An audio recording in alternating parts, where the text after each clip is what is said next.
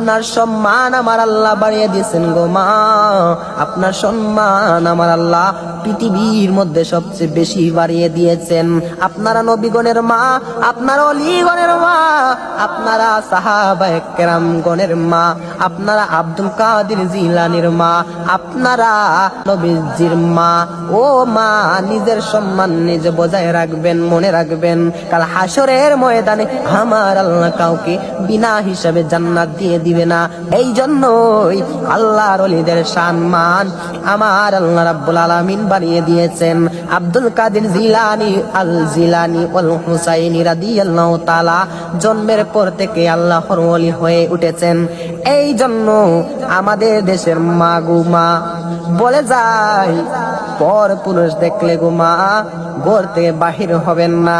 আজকে আমাদের দেশের মা স্টার জলসার জি বাংলা লয়া পাগল, কিন্তু আব্দুল কাদের জিলানীর মা দুনিয়ার কোনো পরপুরুষ দেখে নাই।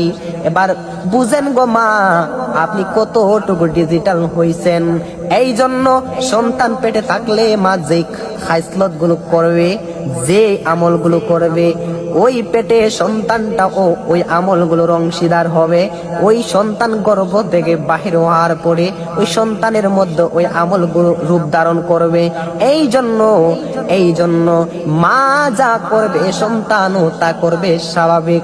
ও মা, আপনি তো আব্দুল কাদের জিলানীর মা, আপনি তো নবীগণের মা, আপনি তো অলিগণের মা। ও মা, আপনার সম্মান আমার আল্লাহ বাড়িয়ে দিয়েছেন গো মা, আপনার সম্মান আমার আল্লাহ পৃথিবীর মধ্যে সবচেয়ে বেশি বাড়িয়ে দিয়েছেন। আপনারা নবীগণের মা, আপনারা অলিগণের মা, আপনারা সাহাবায়ে কেরামগণের মা, আপনারা আব্দুল কাদের জিলানীর মা, আপনারা নবীজির মা।